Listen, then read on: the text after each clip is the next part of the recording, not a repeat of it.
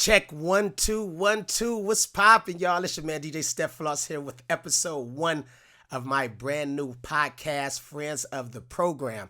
Now, this is an idea that I've had for some time now, and I felt it was only right, and right now is the right time to make this whole thing come to fruition. So it's actually been long overdue, but you know what they say, better late than never, right? So here's the thing. I have some amazingly interesting friends throughout the world, all kinds of different industries. Some you'll be familiar with, some you may not be so familiar with, but that's why we're here, to get you familiar with my friends. And because I am a DJ, of course, we're going to touch, music in some capacity, some shape or form at some point. Now, I'm kind of excited to start this journey with you guys because most of my guests will actually be great friends of mine, and you'll basically be like the third person on a three-way call with us. Now, speaking of which, yes, to start, these podcasts will be via phone calls because I'm gonna keep it funky with you.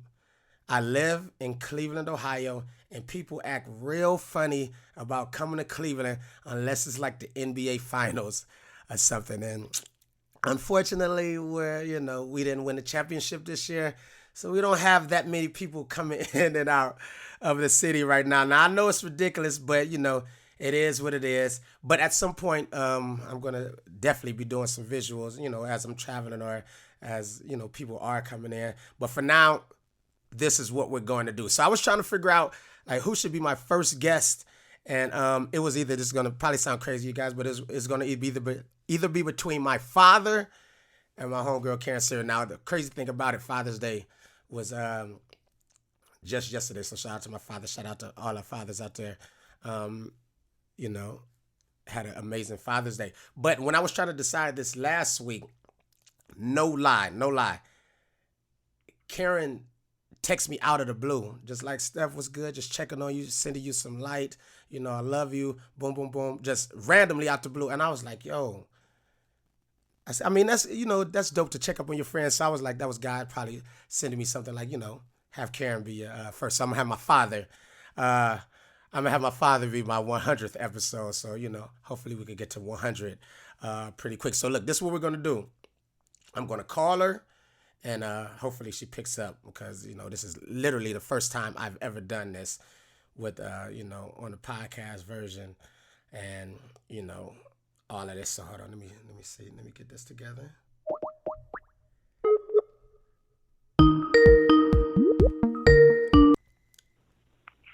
Hello? Karen, what's up? Steph. Yo, so this actually Good. look. How are you? I'm good. So this is the first time I've ever done this is my first solo podcast and my first ever time actually doing like a Skype call in probably like 10 years. So I'm extra excited. It's working. So first things first. What's popping? I'm glad. You free? Can we talk? I'm glad. It's only right you start with me because it's about to be a hot summer. Here you go. Look, I told them it was between you and my father, and you had no idea. I haven't talked to you since because I was out of town. But the day I was trying to decide, and then you actually text me to just check up on me and send me some light and some love, and I was like, she really loves me, so she could be my first episode. Yeah, your father got to fall back. He's been around for 20-some years. So look, like, dang, I can't get a little bit of light pop. So look, everybody, this is Karen Silva. I know you guys are very familiar, but for those of you who aren't familiar with Karen, great friend of mine. She's a social media and digital media icon who's worked and helped elevate the careers of some of your favorite artists, companies, entities, whatever is popping. She probably had her hand in it, getting it popping. Thank you. Some capacity. But that's not the introduction I want. I want the intro. You know what introduction I want the introduction. Well, no, I'm not doing your life. No. I changed look, your all right. life, So nigga. look, I'm about to get to Start that. with So one. look, I'm gonna get to that. So Yeah. a lot of people don't know this conversation. Well, about how me and Karen met. It was kind of like, it was very, very like, so I was following her on social media. I was following her on Twitter, and I seen all the amazing things that she was doing. And I seen how she could be like. I was his WCW sometimes. I never did that. Okay, I'm lying. Look. I just said that to make myself feel good, but you know what I mean. Mentally, I was. He just don't want to admit it. But go ahead, continue. Here she go. So I seen what she was doing, and I seen like she could be a beacon of light, especially for like young ladies in my hometown that were like, they were seeing different like they hadn't seen a woman like Karen in the capacity of everything that she was doing in entertainment, and I was like, yo, she could really be like light and for young ladies coming up wanting to be in the industry. So I actually contacted Karen, and my manager Ashley does this event where she has speakers come in. I told Karen, I said, listen, now I'm following you on social. Sidebar, it's called Talk and Taste. Talk and Taste, yes. I got the name right.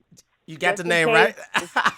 How long ago was that? Seriously, that might have been 2000. That was a couple years ago, because that was the last time I did the San Francisco Marathon. That was the last time I did it. So that's why we get into that. So basically, I contacted Karen. I said, yo, can you please come to Cleveland for my manager's event, Talk and Taste, and speak to the young ladies? And she off top was like, yeah, just get me out there. And at first I was like, she serious? And she like, yeah, just get me out there and I'll be there. So I went and picked her up. She got out here. I went and picked her up. And as we're in the car, when she's walking to the car, she has a little limp. And I'm looking like, why are you limping? And she said she had just got finished running the San Francisco marathon. And I'm like, what? Are you serious? Like all of this amazing stuff that you do, and you do this. So I'm looking the whole time we're riding, and I get to ask her, I'm like, how did you start? She like, well, I just started and boom, boom, boom. And then I was like, yo, I was trying to figure out a way to get healthier in my life with like eating and doing just different things. And I was like, there's no way in the world that this lady just ran a marathon and came to Cleveland and I can't do one. So I'm like, and you know what the crazy part was? I was in San Francisco after it was over. I went back to the hotel. They had to bring mad ice in the bathtub, and I had to ice my legs. And I said, if I cancel, because this is the time, like, I couldn't cancel because I had, like, commitments meant everything to me. Right. So I had this, I literally iced my legs for like 5.5 hours till it was time for me to get on the plane.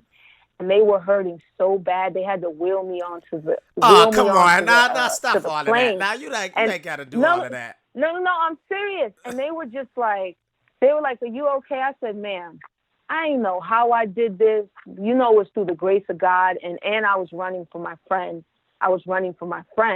So it's just like I got through it though. Like it's hard to explain to people. Like, you really run marathons? I'm like, I got through it. Yeah. Like that, it just felt like a breeze, but my body was hurting, and I didn't realize I actually broke 2 toes, and that's what was bothering me. And that's why you were limping. Yeah, I didn't know at the time. I just was just like, I thought I was just on my old Bernie Mac, but I actually broke 2 toes in the process. That's crazy, and I'm just finding that out today. So I really appreciate it. But my ego at the time, I'm like, if she could do it, I definitely could do it. So I started running. Yeah, like typical man. I mean, it is what it is. I know. Very egocentric. It's all good. But that moment right there helped change my life. We started running with the winners, all of that. Karen came and spoke. It was an amazing event. She gained many more fans in Cleveland. She gained a brother in me. And now we're here. And as you can see, sometimes she talks crazy, but sometimes she does, send me some love and some light. And, I really, really appreciate that. Yeah. I chose always, I chose between you and my father. I'm very supportive. I'm very supportive of everything that you do, Steph. I appreciate because that. Your give back, your give back that you do for your community. Because people think it's only about like larger cities. It has to be Miami, New York, like Atlanta, LA. But you do it because you want to, and you don't wait for a specific holiday. So when you do things like that, that instills into me where it's like, I don't have to wait for a specific holiday, or I have to be from this big community. Like I started doing from your give backs, your turkey drives and things that you were doing for your community. And even just like, you doing this thing where employees can like go on break and just go run. Yeah. You partnered up with them. And I was like, you know what? I like that. I want to give back to my community of Elizabeth, New Jersey. Most people never heard of it, but, I was able to inspire you, but you were able to inspire me too. So that's the great thing about friendships. is we're able to help one another to soar. Now, And that's really what it's about. now speaking of Eastwick, so we got to, a little small talk. Let the people know exactly where you're from and how you got into social media and digital media and everything like that. So I was born in Brooklyn, raised in Elizabeth, New Jersey. So my school in Brooklyn had asbestos, and they were trying to send us to Girls and Boys Scouts. My parents weren't going for that. So they end up buying a house in New Jersey, and me and my brother started going to Lafayette Middle School. And from there, me and my brother Michael are a year apart, and we were best friends. And my mother, early on, she knew, because everything I wanted to do, I'm like, oh, I'm gonna just hang with my brother. I'm gonna just be with my brother. If my brother had friends, me and him dressed alike. We did everything. And my mom was I gotta like, see these Karen, pictures. you're never gonna. Oh, I'm gonna show them to you. Like if I wore a yellow top, he wore a yellow bottom. If he wore a blue top, I wore a blue bottom. Like, people thought we were twins because we're a year apart. Right. But my mother instilled into me early on. My mom was like, Karen, I need you to find an identity outside of your brother. And my brother they thought my brother was bad, and he wasn't. It was just he wasn't challenged. So they put him in a gifted and talented school. So I said, oh, I'm gifted and talented too. You better let me try out for this, because I'm trying to go to school with my brother. And my mother said, no, I want you to stay here, because I was such a wallflower and antisocial. Right. My mother wanted me to open up a bit, because they were trying to keep me back at a point, not because I didn't learn, I didn't anything to that extent. I was getting straight A's. It's just because I didn't talk. Right. Like, I didn't have conversation. Boy, that has changed. That has changed dramatically. Yeah. Sheesh. Yeah, now you can't get me to shut up. So my mother, honestly, fought for me, and my mother really explained, like, the society and the environment and certain things. Like, you're not about to keep my daughter back because she doesn't want to engage in conversation with people in her class. Right. Maybe they're not up to her. Maybe they're not up to her standards. Maybe she doesn't have anything to add. She has nothing of value to add to this conversation. Is her work done? Is she doing what she needs to? I wish you would keep my daughter back, because the fact that I'm going to sue this school, the fact that I'm going to own it and name it after my child. Yo, you know what's crazy? Ready for? Oh no, you know what's crazy about that? My mother had a similar situation when I was in like 6th or 7th grade. You know, mamas go to bat for you, especially when you're not bad. Right. And they be trying to label you as a bad kid because of the color of your skin. Man, one of my science, I think it was a science teacher, told me one day, I didn't know what it was. She told me that maybe my mom needs to put me on Ritalin. I'm like, I don't know what Ritalin is. I'm a kid. I'm like, Ritalin? I might have been I wasn't bad. I might have been talkative. I was definitely a smart kid. I went home. I said, Ma, such and such, I forgot her name, says, like, I need to be on Ritalin. My mom went crazy. Came up to the school the next day, acted a fool. Showed out. I didn't even know what Ritalin was, but apparently it's I know what it is now. It's a drug that you take when you're, like super OCD or you know what I'm saying, things like that, to calm down. It was like for hyperactive kid, to calm you down. So she was basically saying I had something, basically. That's how my mother saw it. Like, my kid doesn't have nothing. But at that time, for some reason, all these positive traits and qualities, you know what it is you have a personality. You're the life of the party. You know, when you walk in, even your Twitter, I tell you all the time, you're the life of the party. And at that time, they want to mute you. Right. They want to silence you. Like, no, you're not going to do that. So, it got eventually to a point where it was very difficult for me, because most people don't realize my name is Karen Civil. Right. So that's not a stage name. It's like fake. It's not a stage name. It's nothing. My name is Steph Floss too. My full name, my full name is Karen is Civil. So my mother's maiden name is Israel, but she abbreviated it on mine just put Karen is Civil is my name. So, Haitian kids didn't necessarily get along with me. Black kids didn't feel like I was one of them. White kids thought I was like kind of cool, but at the end of the day, I wasn't one of them. So early on, you know, with the grace of my mom taught me all the words that people threw at me that had all these negative connotations, she made into a positive one. She was just like, you're eccentric, you're wonderful, you're different, you're not like everybody else. You know, if they want to go to the party and you feel like you're not invited, whatever the case may be. My mother got me a computer in the Sims game. She said, make your own community. Right. Be the boss of your own community. Make your own friends. So that's exactly like how I was growing up. And I attest to everything who I am now, to having the thick skin, to the way that I formulate my ideas, to how I am, how I don't care, right. how I'm very carefree. It all translates back to my mom, because she knew when she had her children that they were destined for greatness. They were destined for greatness. My brother is one of the youngest African-American detectives in New York City. Oh, wow. Then there is her daughter, who is a CEO, who's doing all these different. I worked with Hillary Clinton. You did. You know what I mean? I was going to get to that. I was going to get to that. How did that happen? On the cover of LA Weekly, and all of that stems from social media. Her team was a fan of mine, and I used to go to the White House. I got to go to the White House and talk at a Champion of Change event for Michelle Obama, and her team, you know, loved the way I presented myself. They loved the conversation that I was having, and they looked at me as the director of cool. You know, when I was going to these rallies and hosting them, people knew I would be there, and all these people would come. You know, it wasn't so stiff. It wasn't so XYZ. Right. It was such a wonderful feeling where I was able to not just push the Black audience, but there were people there from all different communities. Like, are you excited to see her? Are you this? Are you that? I basically was like a Carson Daly from TRL, and it worked in my favor. Yeah. Honestly, it's hard to explain, because people like, girl, I really need tools. I'm like, listen, I'm myself.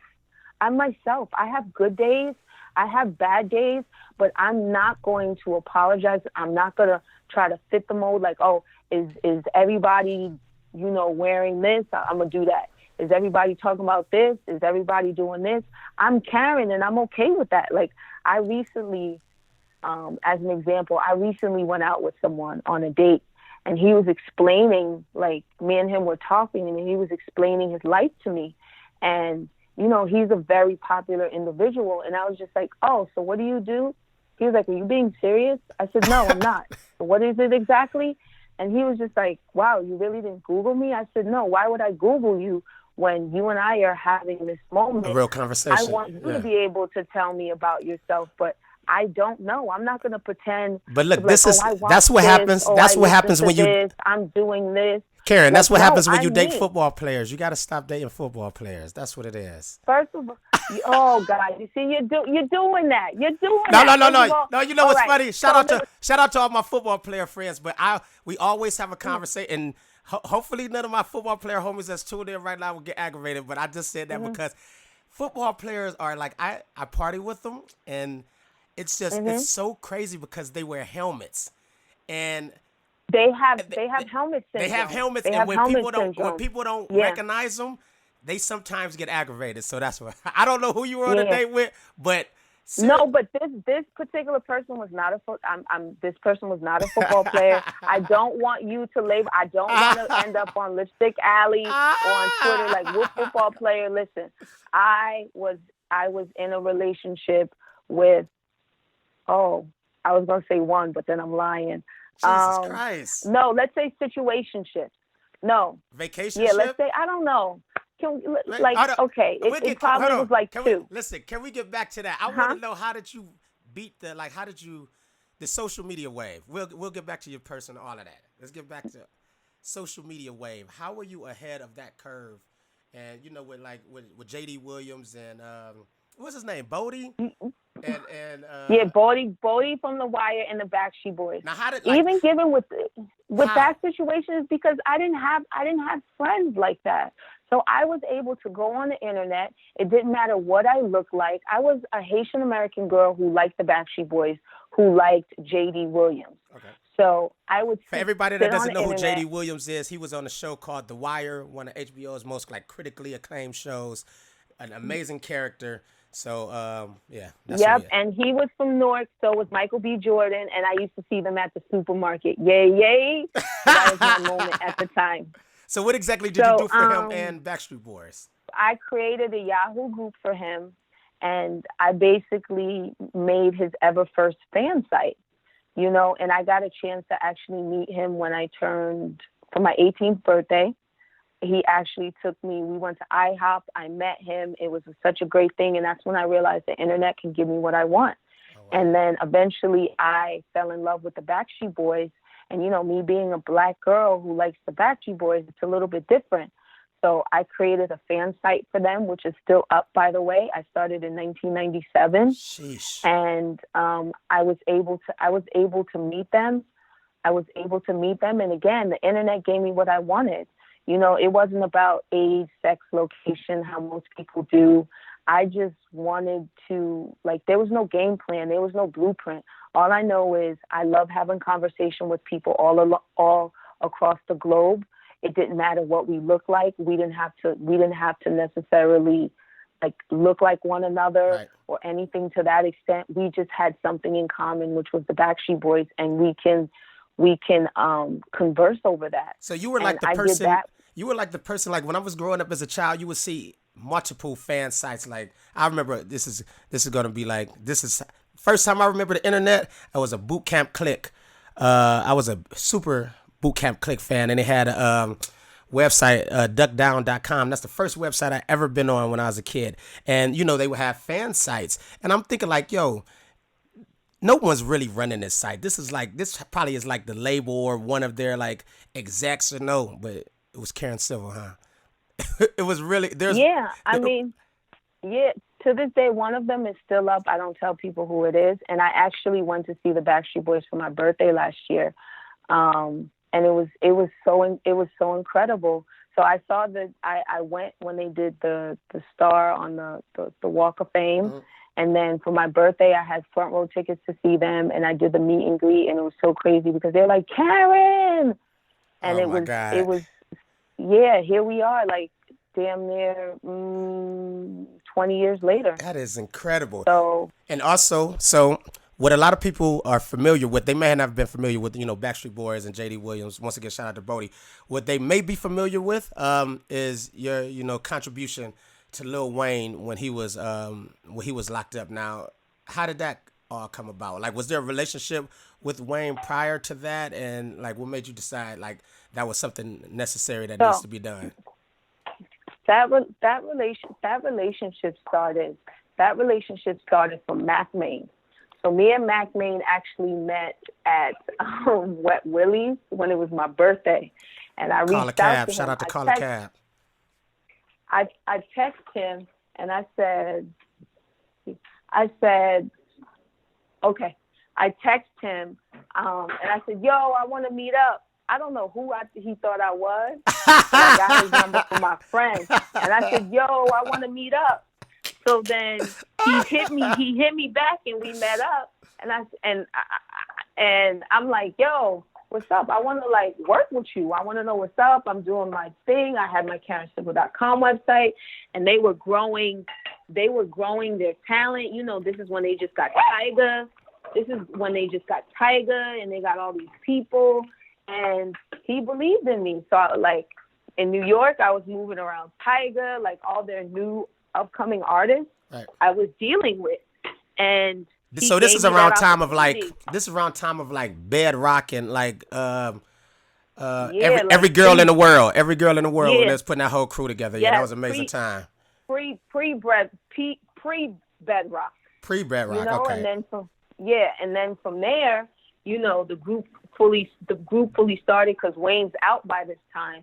So when Wayne dropped Rebirth, he was incarcerated when the album was getting ready to come out. Right. So then Mac reached out to me and was like, Karen, we got to figure this out. He's getting all this mail. What are we going to do? So then he left it to me to come up with an idea. And pretty much I did. It was called WeezyThanksYou.com with an X. because it you know, it was more into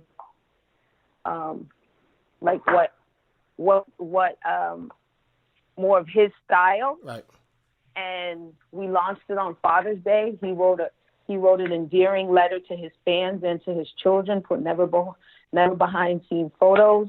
And I remember that year Vogue magazine gave it best blog, and it just did so well. In 2010, MTV gave me MVP Hip Hop Person of the Year. It was something. And I was not. It was something about the site that got like.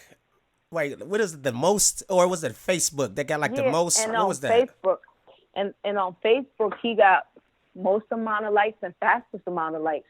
Like, so his digital footprint was so different, where now people are like, who, like, you know, this is agencies do things like this. Right. Not necessarily, you know, a girl who's running a company from her condo. Right. So Beats by Dre reached out to me and was just like, who's this girl? What is happening? You know, and that was, and you know, this is when Beats by Dre was originally just starting. Right. So they had me come out to LA. I met with Omar Johnson, and the rest is history. I didn't have a resume and nothing like that. And honestly, I'm not going to pretend these type of situations happen now, but I believed in myself very early on. I got the vision early, and it worked for me. It worked. I really believed in myself, because I didn't go into it saying, yo, I want to be famous. Because even when the MTV thing happened, I said, the TV was on, and I was like, I thought it was a screensaver. I was like, why am I on my TV?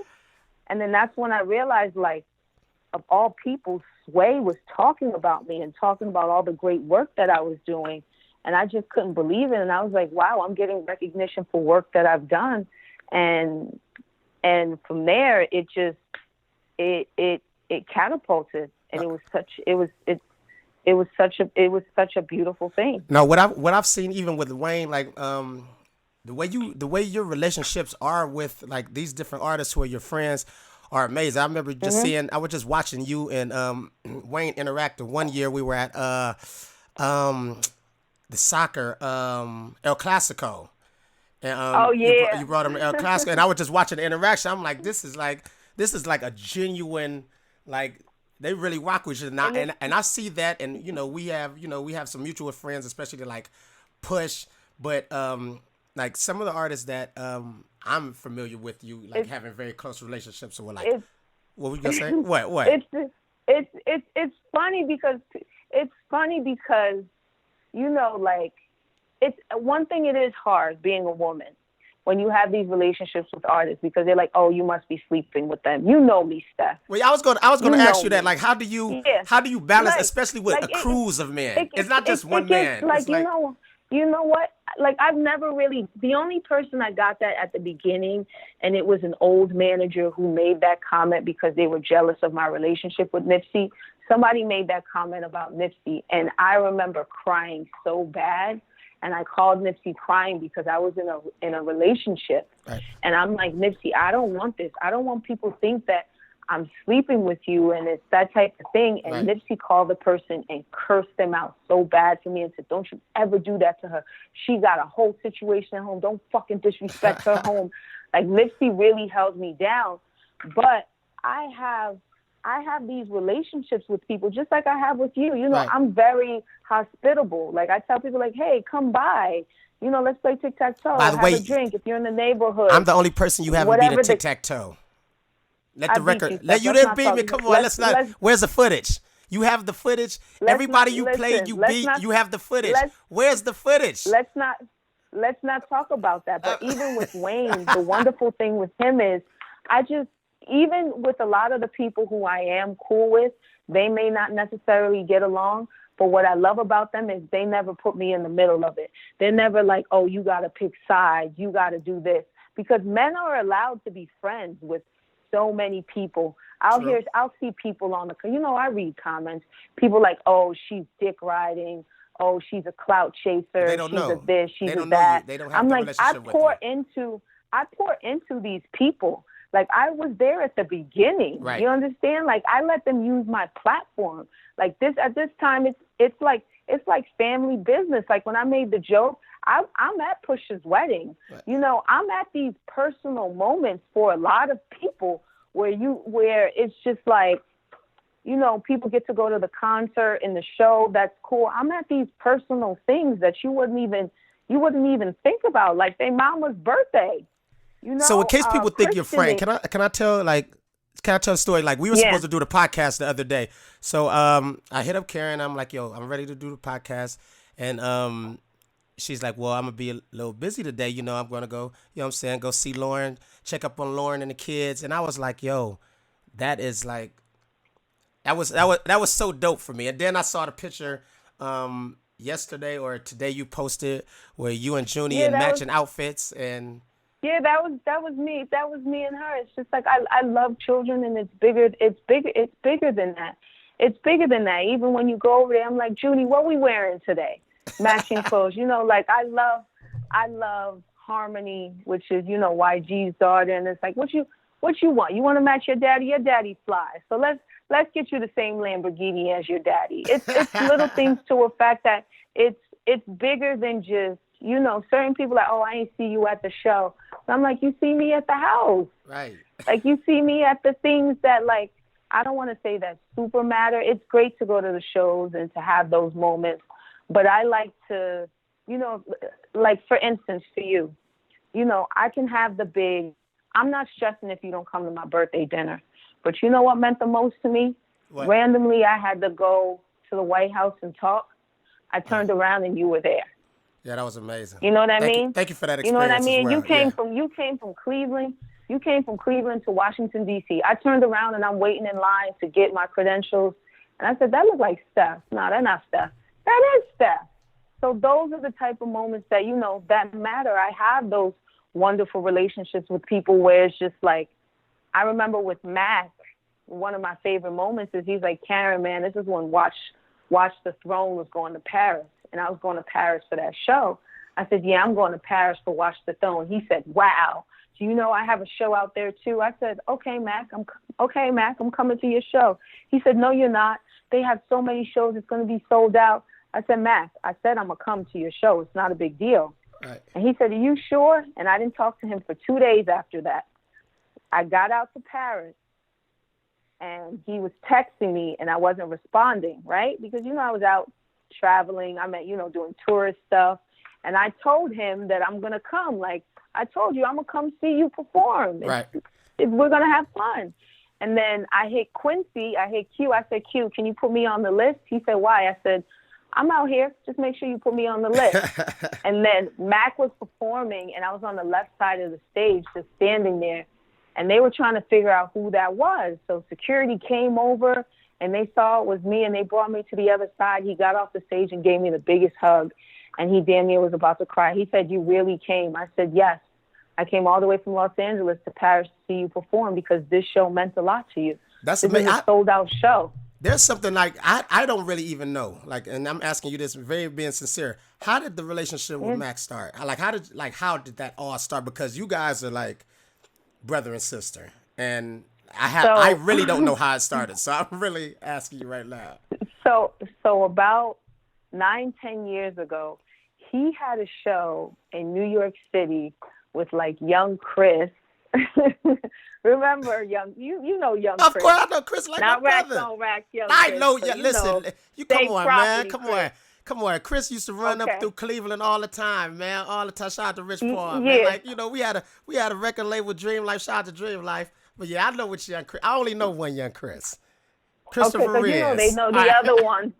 They know racks on racks on racks. So I be like, come on, man. We only acknowledge one. He powdered blue white Nikes us. You got to know which one it is. Anyway, so he had a show with him in New York, and I end up getting to meet Mac. And we got cool. So I followed him on Instagram. He followed me on Instagram, and that following year, he dropped. I think it was that following year. I may be sketchy on the dates. He dropped his album on my birthday. Oh, wow. And to celebrate, we went to the Lobster. And it's in Santa Monica. It was me, him, Q, David Wiseman, Daniel Wiseman, who was Wale's manager. It was probably like 15 of us. Pusha came. It was such a nice, like, regular, we just ate lobster, had fun. We celebrated his album. We celebrated me. And Mac was my solace. That was my place to go to. Like, I met so many different people from him. Like, you can name it. You can name so many. I remember the first time I ever met Future was there. You know, from TDE, like, I lived in Los Angeles by myself. So when it came time to Easter dinner, we did Easter dinner at his house. He was just that person you go to. And he was that person that, like, you know, when you go to work and you come home and you can decompress and you can just talk about life and just, like, not feel like the world is judging you and everybody knows Karen Civil. He was that person. He knew Karen. He knew Karen to a point where it was just like, he put me on to sushi. And I just remember one day us walking like 3 blocks, just having a nice conversation and talking. And he used to always make fun of me because I'd be like, no, let me go pay for it. He'd be like, why? I'd be like, because I want a discount. Let me get a discount. They know who you are. They're going to upcharge. Yeah, I was like, they know who you are. They're going to upcharge. He was like, Karen, it's cool. I said, no. Let me go do it because I don't want the upcharge. Right. So he seemed to be like that for everybody. Like, everyone I see, like, once he passed away, of course, you were literally like, a lot of people didn't know this, by the way. He was like one of my favorite artists. Like, I would just, especially in Cleveland, it's so hard to get certain songs off in the clubs. But like every chance I got, I would play Loud. Like, that's still one of my favorite hip hop songs ever. You know, I'm just trying to, and she just need tuition. But I saw when he passed away, I immediately hit you because I knew the relationship was strong, but I saw so many other people truly really affected by that. Can I tell you something? Yes, of course. What's your favorite record that you played in the club? What was the song? Loud. You know, I'm literally staring at that plaque right now. Are you serious? Man, I just got goosebumps. That's crazy. I love it. I'm staring at that plaque right now. And that was the plaque that he gave me. Dang. That's crazy.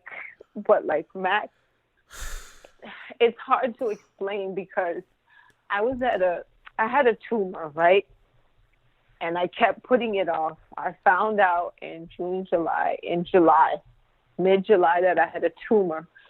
And they said if I don't hurry up and get it taken care of, it's not going to be good.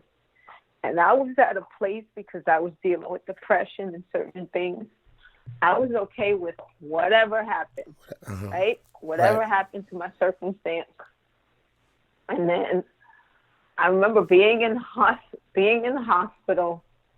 I packed a good bag. I did my hair. I wanted to make sure if anything happened, you know how they say have the. That's what your grandmother tell you to do. Else.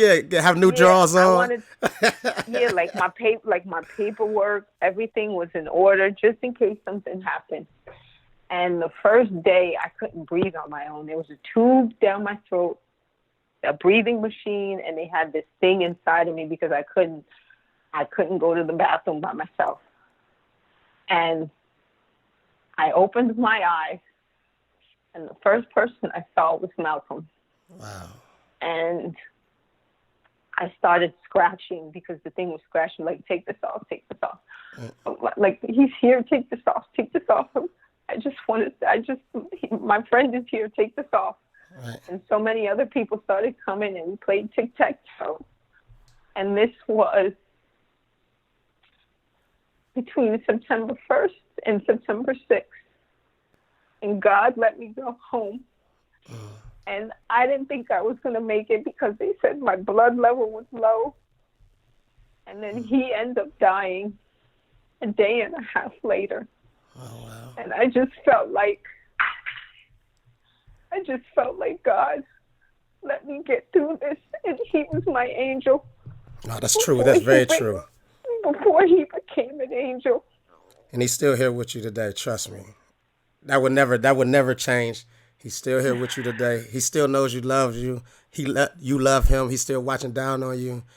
Like, And it's trust. so hard to tell that story. And it's like things are so weird because he got me a gift while I was in the hospital. Mm-hmm. Right? He didn't end up giving it to me while I was there. For some reason, his assistant, him and his mom had my old address. And they sent it to my old address. So after he passed, I'm like, I wanted to know what he sent me. I wanted the gift. I needed it. So I called the building. They couldn't find it, nothing. I said, damn, it really wasn't for me to have. Right. So I remember maybe this was the following, he died Friday, maybe this was Wednesday. I was walking into my home and I just collapsed. Like everything just hit me and I collapsed. And the phone kept ringing and I'm like, the phone wouldn't stop ringing. And I said, let me get up and answer it because the phone never rings. Everybody knows to call my cell phone. And this was the house phone. Oh. Yeah, the house phone. Security was like, hey, we have a package here from Malcolm. I said, excuse me? They said, we have a package here from Malcolm. So they brought it up, and the gift miraculously found its way to me, and I've never opened it. Still to this day? And I never opened it. Are you going to? Probably not. I just let it sit there. I understand. I let it sit there because it's hard. You know, it's like, it's hard because this was my friend. This was somebody I talked to at 2, 3 in the morning, right? And, you know, with the passing of Nipsey, it's like you feel it in LA. You feel it. Right. But it's like Mac, and it's never to compare the two because these two losses have been so great and so hard to deal with. Right. But with Nipsey, I was prepared. I was prepared where I had to busy myself and plan a funeral and make it great and remind people how he was neighborhood Nip and do everything to make it beautiful. But with Malcolm, I'm just sad all the time. I'm just sad all the time. Like I started on this call fine, but I'm just sad all the time because I'm so sorry. It's hard for me to hear. It's hard. It's like his voice is slowly going away. No, he'll be here forever. He'll definitely be here forever with you. You know, sure. Everybody says that, and it's just like there are moments in my life. There are moments in my life where I'm like, I just want to talk to Malcolm.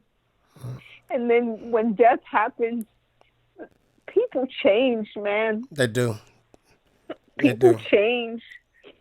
People come out of the woodwork. Yeah, you get to see the true sides of a lot of people. How they may have felt, may act differently now, may not treat you the same, or maybe phony. People who've never liked certain relationships, who've never liked the relationship you may have had with someone.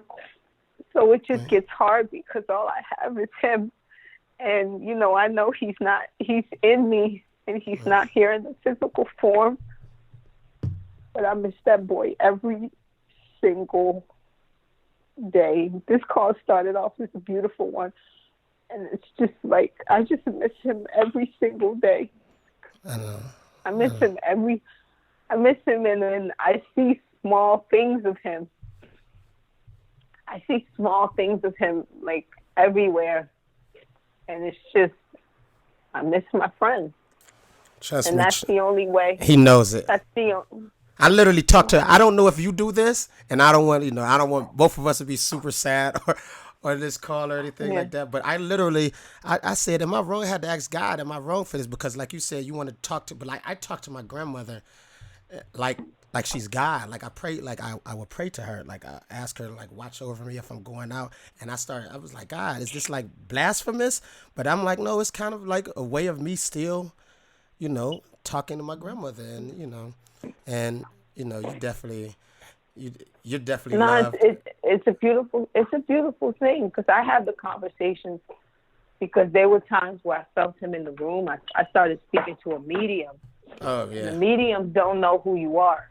right. So the medium was like, there's somebody named Mac here, and he's telling you to stop crying. And there were some other personal things Right. they talked about, and that lets me know that he's still here. Now, And real quick, you said now mhm. you of course you're dealing with two situations that's very tough for you differently, but like with Nipsey, how you said you had to basically you had to tighten up because there was something that you had to get done. You had to plan his funeral and all of that. I want to tell you honestly, thank you. First of all, thank you for allowing me to be a part of the celebration of his life. And you asked me, did I really want to come? I've never really told you about this either. This is serious. At first, I was like, I want to go, but I don't want to like burden her with going because But you it's like, know why? I remember when I remember everybody, I don't send formal emails. I send you text messages. I'd be like, right, yo, Steph, can they come out to this song? Can they do this? You would do things for me out of love. right, So when it came to Nipsey, when he came to Cleveland, or he did XYZ, or if he did whatever, so to me it only was right. Like, it's 12,000 people, but I had to literally sit for a second and remember at the beginning when I was really trying to push this thing, and people who had a platform, who had radio, who's at the court, who's sending me video. I'm like, yo, Steph, can you play this song? Oh, by the way, can you send me a video? I need you to zoom in on this person with right, the right, song. right, right, Do you right. think you could send it to this? Yeah, Do you and think you I could do would that? as I'm working, Yeah, working. and you would, and you know what? You never gave me feedback. You never said, Karen, yo, chill out, leave me alone. Like, you was always good to him. You was always good to me. How were you able to? It was beautiful. The arrangement, the venue, the people. How, Karen, were you able to do that? How? You know, that was a situation. Is like, I haven't worked with Nip in 2000. The end of we stopped working probably together at the end of 2017, because I was working on some other stuff. I wanted to transition to a different place. So the last thing we fully worked on was the Kawhi Jordan commercial. Oh wow. And, he went to Rock Nation and he was doing some other stuff. But when this happened, I happened to be on Crenshaw. All of that goes away. Hold on. You happened You to know be what I on mean? Crenshaw when it happened? Yeah. Oh wow. Because I was at Slutty Vegan, which was right up the street. Oh wow. So all of that goes away, because you go to the nanny house. This is still family. You Right. know what I mean? And now everybody is mourning and everyone's going through something. And I know my marketing mind. I know how I have to think. I didn't want to be in a sad place. Right. I Right. know the family is going through something and they don't really know. You know how to bury an aunt or an uncle, not Yeah. somebody to this caliber. Right. So in between tears, it's like I called Maverick. I said, Maverick, I need the Staples Center. And he said, hello? I said, Maverick, I need the Staples Center. And he didn't say, nah, they already had something happening there. He moved it. He did what he had to do. And a lot of people came in and supported because they knew how much he meant to this community. And they knew what I was trying to execute and to do. From Stevie Wonder, working with Malika and Khadijah to Mindy, like from the flower aesthetics to the way it was set up. Flowers were beautiful, by the way. Even from Barack Obama to Platinum, Platinum Motorsports. I'm like, I need about 15 Rolls Royces, and the company, Bear Love. I'm like, yo, I need this to be presidential. Had to be. Nipsey is presidential, and he needs to go home in that way. And the beautiful thing about it is, and I didn't tell anybody about the Barack letter, because they were like, Karen, we just put you on here and you want to make opening remarks. I said, no problem. My remarks are going to be from Barack Obama, because I need people to know the importance of who Nipsey was. Right. Him going to every neighborhood, his brother setting that up and doing certain things, and just him being there. And this to me, this to me is his family's hurting, but not to be a regular funeral. Right. Like this was a celebration of life. It was. You know what I mean? This And the was last a person that celebration happened of life. for that was who? Michael Jackson. So that lets you know. Michael Jackson, but they didn't take him through all the neighborhoods and everything. But this was a celebration of life, and he was really neighborhood Nip. Because Nipsey went through every neighborhood. It was such a beautiful thing. There was no instances, no nothing. Everybody came in peace, and you're never going to get something like that again. You're not. It was amazing. You're not. It was amazing, and just again, to see I it commend when you you. watch it from the top. Thank you. And when you see it from the top, even with that situation, so many people, like I had a lot of people like, Karen's not doing this, or Karen's not giving me my tickets. Why am I sitting back here? What's this? Like, what's are you that? serious? I'm like, yeah, it's bigger than that. Yeah, come on. It's about it's about. It's not a Nipsey. club. Yeah, it's not a club. Like, relax. It's not. If it starts at 12 o'clock, don't show up at 1:45. I'm not getting up. But look, that's why you deal came. With that, like, when I saw you and you were like, Steph, I got a pass. I'm like, no, we're fine. Like, me and Mill, I'm like, we're fine, Karen. Like, we don't need, like, this is not our, like, I was perfect. By the way, the section I was sitting in, it was amazing, man. I listen, everybody that's tuned in right now, and Karen, the section I was sitting in, I've never seen, what I did realize, I mean, I knew this, but I did realize, if you're born in LA and you grew up in LA and wherever you're born, you're going to be affiliated. And it is what it is. And that affiliation is going to be your family.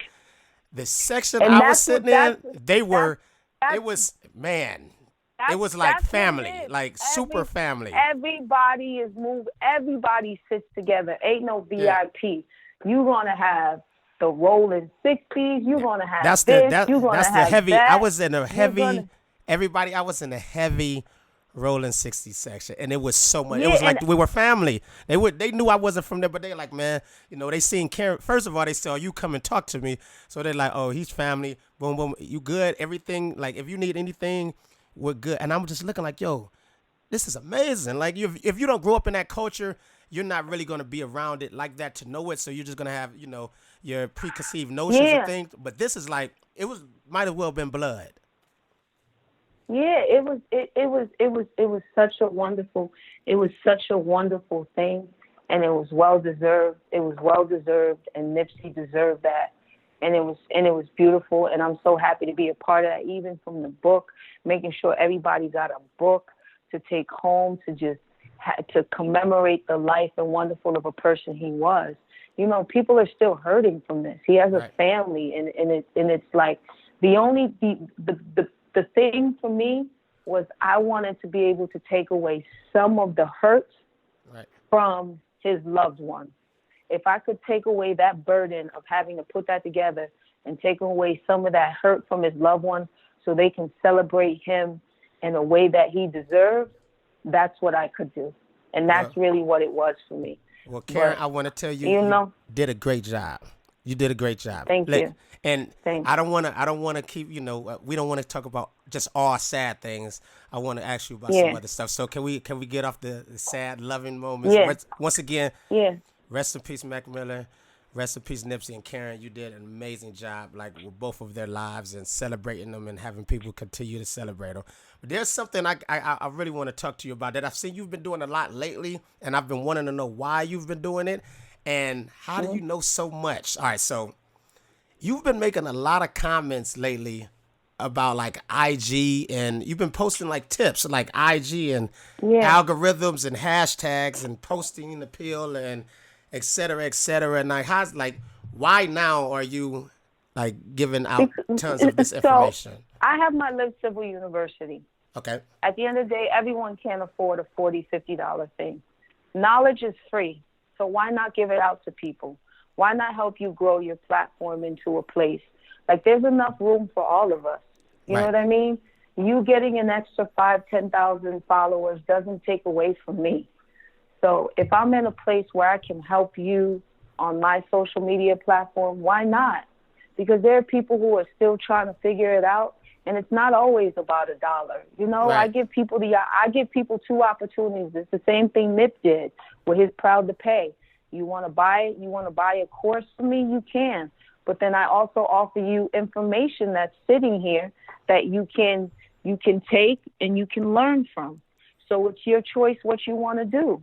Now, what was the thing you just, and I hadn't even planned on asking you this, but I just thought about it. You mentioned the other day, I guess, I forgot what I may have been in flight, but when I landed, I saw that IG was down like a couple hours, and I had no idea. And the first person's tweet I saw was yours, and you said something along the lines of, with your Live Civil University, you were able to give people, like educate them on how to use their email. So the thing is, these apps don't belong to you. Right. You don't know. They tell you your engagement and certain things like that. But when Instagram and Facebook and Twitter is down, what happens? Right. You know, I do email capture. You know, I have what is over that? 500,000. Email capture is when somebody comes to your site and they leave their email address. You have a direct connection to them. I have over 500,000 emails. So that way, when I'm ready to release a book, I can just send out an email and say, hey, book on sale now, as opposed to Instagram, who hides certain things. You can't see things aren't available and XYZ. So this way I have a direct link to my consumers. It goes straight into their inbox. They can see it and they can decide, like, you know what? Yeah, I want to buy this right away. Like, oh, Karen emailed me. This is great, because a lot of the times you miss a lot of the things on social media because it's so much content. No, it is. It's people will ask me something. I know this sounds petty, but I will get this a million. Like, I just got it in Toronto. I had somebody come to me and say, yo, Steph, like, why don't you, like, you don't like any of my pictures or make any comments? And I'm like, honestly, I don't see it. And I don't know why I don't see it, but I'm like, I just don't. It's a lot of content on there. I'm like, I love you. I'm sorry, but I really just don't see it. So don't get mad. So yeah, and that's the problem is they hide a lot of content. What's easier to make your content be seen now is if you do a carousel, because it'll bring your picture back up a few times on the timeline. Now you gotta explain that. So a carousel is, you say when you have 5 pictures and you scroll. So Instagram will let you see the first one. Maybe like 30 minutes later, the second photo will come up like it's a whole new post. Oh, you mean like when you swipe to the left or whatever? Yeah. Oh, yeah, you know what? I was wondering why, like, I would scroll and then I'd be like, I never swiped, but it's on their other pictures. So that's what happens. Yeah, so that's why it gives you an opportunity. It gives you an opportunity to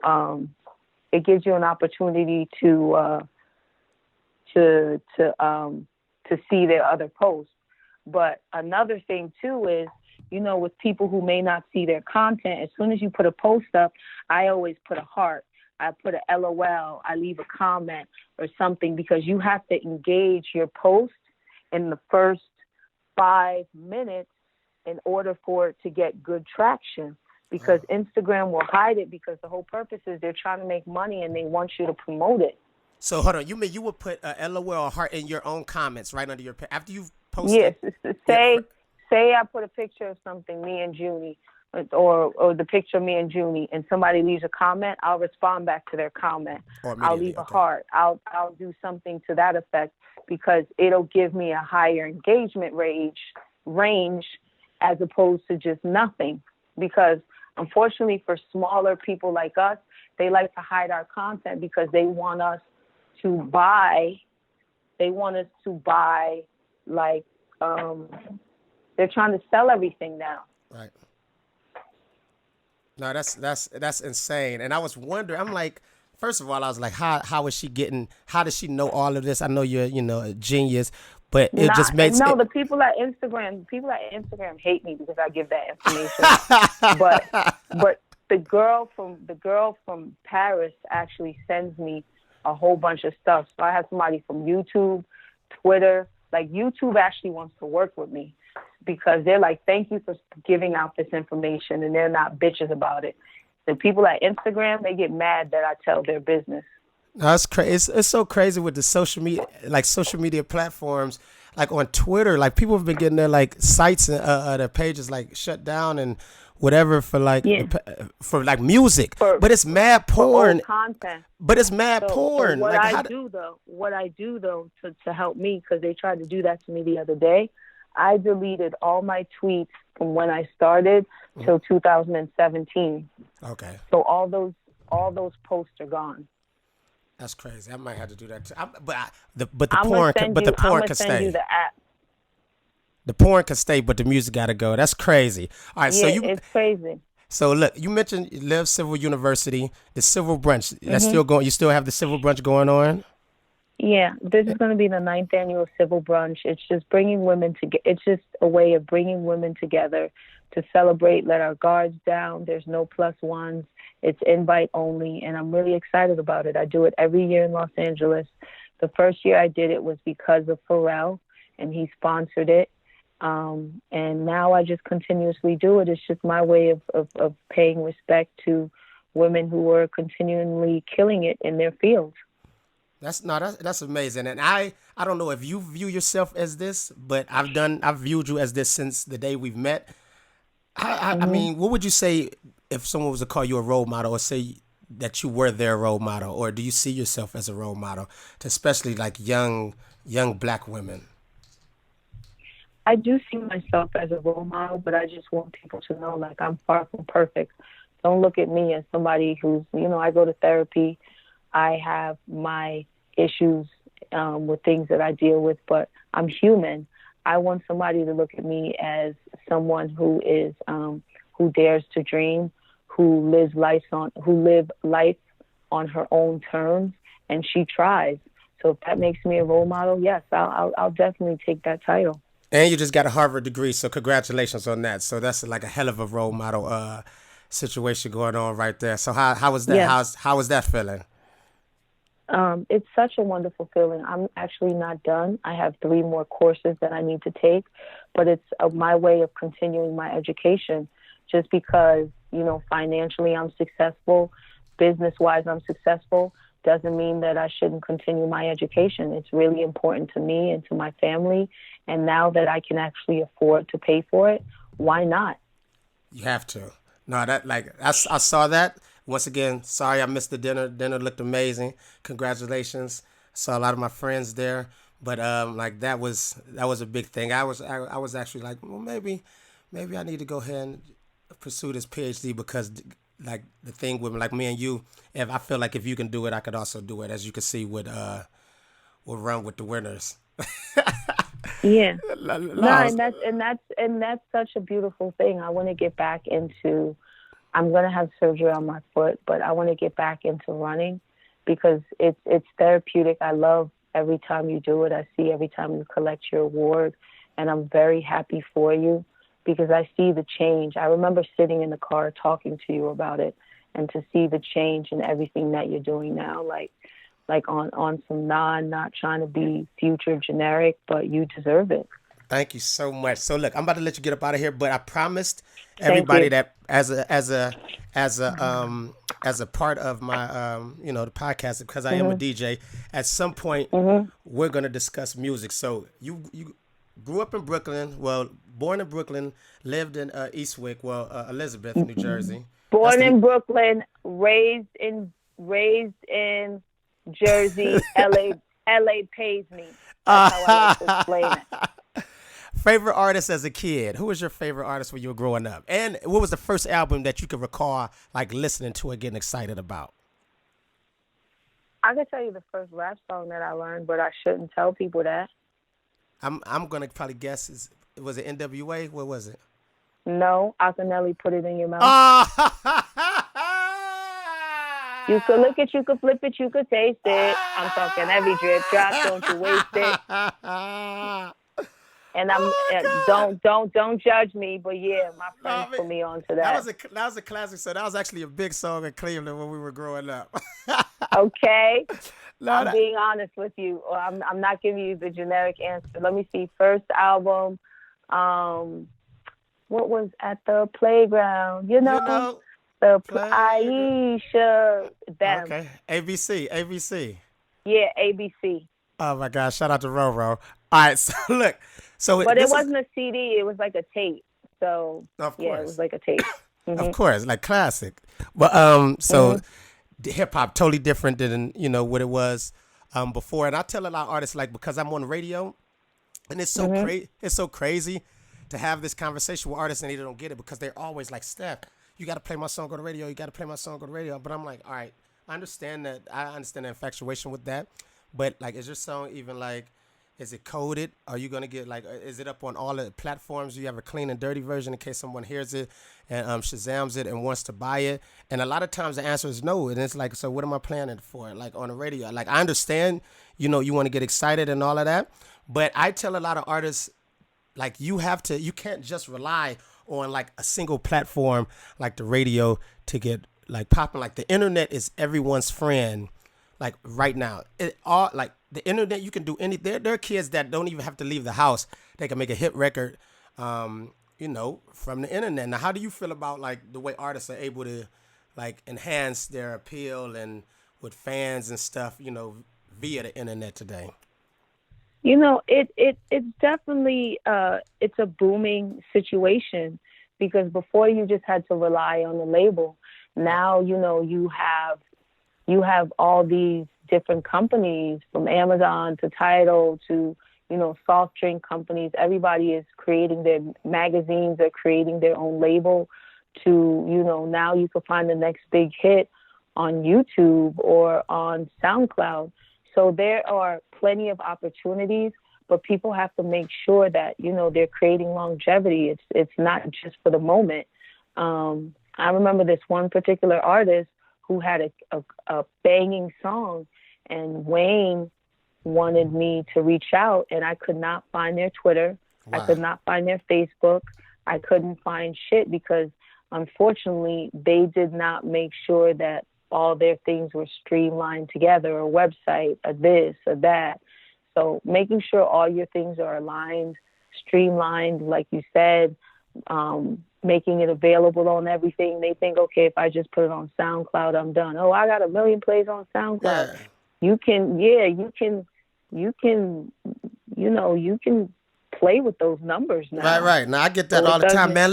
Look at my views and look. I'm like, come on, man. Like this, like yeah, those numbers definitely can be played with. yeah. So it's just making sure all your things are aligned, all your things are aligned and make sense. No, They that's make sense to you. So if your name is DJ Steph Floss, Twitter, Instagram, Facebook, everything should pretty much be the same. So it's easy for that fan base to find you. Partnering with Shazam. In case people want to know the song, making sure you're on those playlists, all those little things you're not even thinking about. Going to Genius to making sure your lyrics are put on there correctly. Even if right. you put your song up on YouTube, put a lyric version Lyric of it. version. There are a You know how lot of many times I yeah, would download a lyric version of a song that I don't have, and I'm telling artists like a lot of DJs do that. Like some songs, for some reason, are like a little harder to find if you're not if the label hasn't sent out. I'm like, and you can always go into YouTube and type in whatever lyric version. And I'm like, a lot of DJs, sound quality might not be the best, but a lot of DJs do that a lot of times. And some artists still don't put up the lyric version. I'm like, come on, man. Like you have to cover all bases, all bases. So I'm yeah. glad you say that. Now, before we get up, this is it. I got to put you on the spot though. Is there anybody Okay. that's on your radar right now, artist wise? Artist wise, A newer artist that you've taken a liking to, maybe want to see more from, or maybe want to work with, or is working with, or working with. well, I've signed my first artist I'm really excited about. He actually signed to 400. Oh wow! He's on Congrats. YG's. Thank you. He just signed to Interscope 400. His name is Mitch. I'm really excited about him, about what he has coming up, and look out for him. He's from LA. You can say LA, but Houston, Atlanta, but he's based in LA right now. Okay. He used to be a writer. He used to be a writer, a producer, and he actually produced a really good hit back in the day for YG. Brought him along, and it's been working. And this is the first talent that I've fully been working on, since Nip's passing. Since working with Nip for so long. But I'm really excited about Mitch. And just with my Always Civil Enterprise marketing branding agency, now it's where I want it to be. I got YG, Quavo, Tiana Taylor, Russ, obviously Mitch is on there too. And if all things go well, I'm going to have my first NBA player. So I'm in a really, really, really, I know I sound very monotone, but I'm in a really, really, really great space right now. You don't sound that monotone. Karen, thank you. So you have no idea how much this means to me. Like, thank you. I really appreciate you doing this for me, especially since I had to choose between you and my father, and I chose you. So yeah, he know what it is. No, you better. He know what it is. Yeah. You better respect that. Oh, and it was Father's Day. I hope you got him something. I did get him something. I don't think I got him exactly what he wanted. I might have to work on that this summer. I called him yesterday. I told him Happy Father's Day. A vroom vroom. Vroom. That man said he told me happy. Look, he said Happy Father's Day. I'm like, what you know something I don't know? I said, oh God, no, but I might gotta get my father. You do a lot of exotic trips, so I can't expect anything less than exotic from you. And I'm gonna end it with what? Yeah. What was you gonna say? I'm gonna end it with this. Steph was doing a lot of football talk. Listen, man, my DMs are open. Don't be listening to Steph. That's not my type at all. So don't be listening to Steph. He Steph, just put me in the group text. Set me up. Karen, I'm trying to have my wedding a month after Ashley's. I'm gonna put you in the group text. I love you, all right? All right, love you too. Thank you for having me, and thank you everyone for listening. All right, girl. Peace. I love you.